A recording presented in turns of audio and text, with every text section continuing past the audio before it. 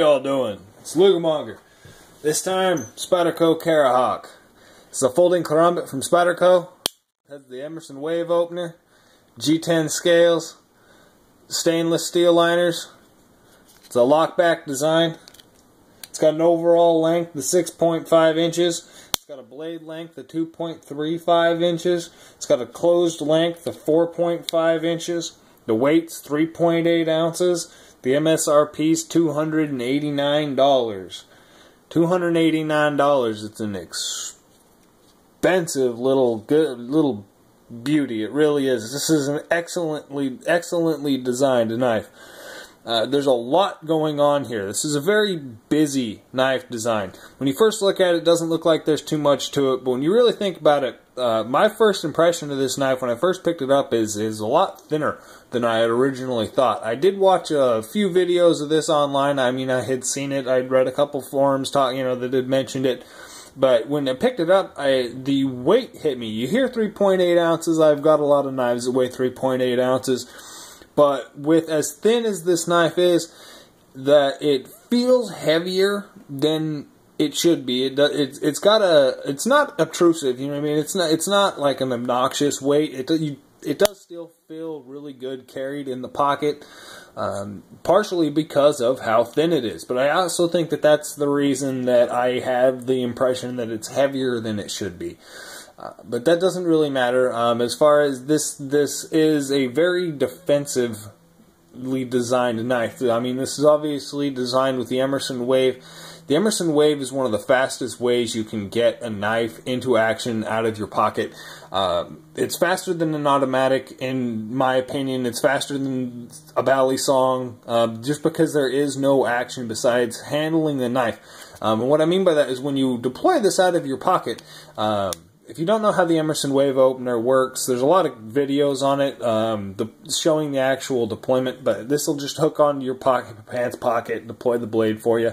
And you do have to, because you probably are going to have this finger through the hole depending on how you choose to deploy the knife, but you're going to have to actually get your hand on the knife, and that's the only thing you have to do to have this knife completely readily deployed for any defensive task. I mean, you could cut open a box like that, but you're not really going to use a reverse grip to cut open a box.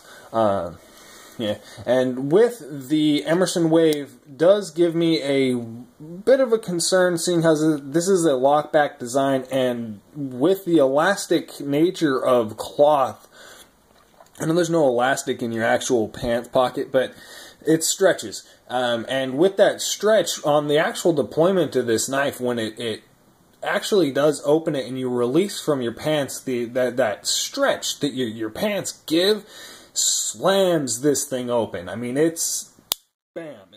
It's loud. The lock itself is very reassuring. It's got excuse me. It does have a very nice lock. I mean, it feels fantastic. There's no play up and down, left or right, side to side. But I wonder how long that's going to stay about, seeing that if you do utilize that wave over and over and over again for an extended period. You can see there, Seiki City, Japan, VG10 steel. Spyderco does an excellent VG10, so you know it's going to hold an edge. It did come razor sharp out of the box. I haven't used it enough to actually need to sharpen it. I have carried it a decent amount, but I haven't used it a whole lot. Excuse me, sorry, get that glare out of the way. You can see the Emerson wave patent on there. The G10 has I want to say, cloth-like texturing almost. You can see the Spyderco pocket clip is adjustable for right-handed to left-handed tip-up carry only. The tip-up is obviously because of that Emerson wave. And it's not necessarily even with this, it's right-handed to left-handed carry. That is actually, depending on how you want to deploy the blade, whether you want to deploy it in grab it with your pinky, pull it out like this, and have it deployed in a traditional grip, or you have it hanging sitting like this in your pocket, you pull it out with your index finger and have it in a reverse grip. It works either way. It feels very, very well in the hand either way, as well as you think it would. It's not unergonomic, but it's not the best feeling thing in the world to give a good squeeze, but I mean, it's not trying to be. It's trying to suit other purposes, and what it's trying to suit, it does fantastically. In my opinion, I would say this is probably one of the best defensive folding knives on the market. It's very quick to access, and the hawkbill design that they've done here isn't the most aggressive hawkbill, meaning it's not the most steep swoop. It does have a good contour, but it does not extremely heavy. And what that leads to is being able to push cut extremely well. All of the pressure is being forced down and being absorbed actually into your forearm. So it's like being hit with a stick with a blade on the end of it, opposed to a slashing motion. There's a lot of statistics on, well, not necessarily statistics, I don't know why I said that. There's a lot of videos on demonstrating the capabilities of hawkbill blade design over something more traditional with a belly. The reason I have this little guy out here is actually very purposeful. I wanted to prove a point with this. This knife here has a cutting edge of 2.05 inches. That's the advertised cutting edge. 2.05. I got a bunch of grease on it. Sorry about all the fingerprints. But 2.05 inches. So it's a 2-inch cutting edge.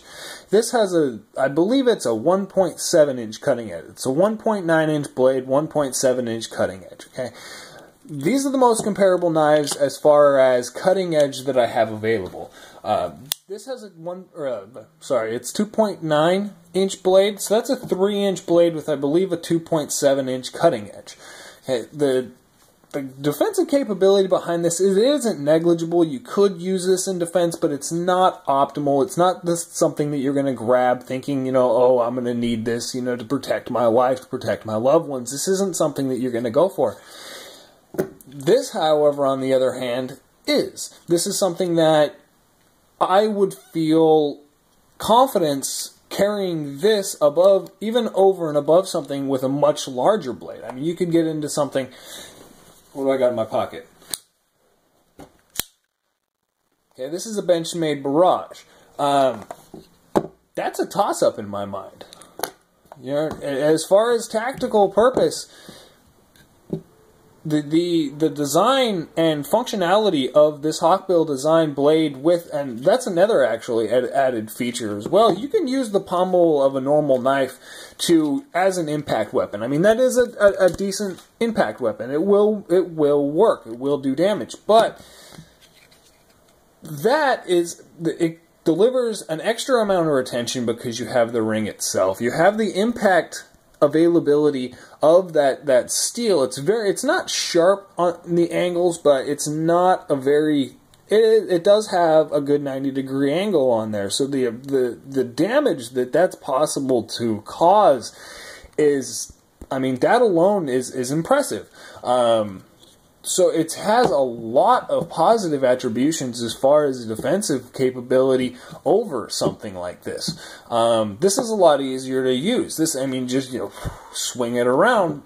This is going to require a little bit of training, a little bit of practice. But if you have that knowledge, if you are trained, I think this is just a better folding knife for defensive purpose. And as well, in Oakland, California, the legal blade limit is 3 inches. Okay, you can't carry a blade larger than 3 inches. You can't have an automatic. You can't have an assisted blade, but you can't have a blade over 3 inches. This has a 2.35 inch blade. This is one of the best defensive knives on the market, and it's legal to carry in Oakland. So this knife has a massive amount of positive attributions. One of the reasons that I keep saying that is it's $289 MSRP. This is almost $300 MSRP. You're not going to pay that in the store. If you know anything about Spyderco's pricing, they jack the MSRP up wildly, and I don't know why, but this is still going to be a $200 knife. You're still going to pay $200 for this thing shipped after tax. It is very well engineered. it reminds me, the best thing I can think of in comparison to the fit and the finish is like not the best quality, but decent quality 1911. Okay, decent H&K. You know, it doesn't have any lines. The fit, if I can get it to focus there, the fit and finish between the liners and the back is fantastic. The blade centering it's a little bit off, but I mean, you know, it's decent. You can see there's almost no space. So expect it to be perfect. You know, that's asking a lot when there's no space for the blade. And I mean, I don't know. And there's no, oh yeah, that's one of the things. I'm glad but see the space there in between the liner and the blade itself? I can't fit a piece of paper in there. I've tried. I legitimately cannot fit a piece of printer paper into that slot. It's ridiculous. I do know there is a phosphorus bronze bushing in there in between the liner and the blade. It's a very smooth action. It feels very nice. There's a lot of resistance, but that's just due to the fact that it's a backlock design. But those liners in there must be, I mean, incredibly thin. Like, I mean, incredibly thin. That's one of the reasons I fear taking this knife apart. Aside from the fact that I don't think I would be able to fit it back together 100% properly in order to get the fit and finish that it has now. But those things would break, man. That bushing in there has got to be delicate. I mean, I'm obviously going to disassemble this at some point. You have to, but it's a Spyderco Karahawk. Excellent, excellent little knife, but expensive. I think it's worth it if you've got the money and you can appreciate those attributes. One second.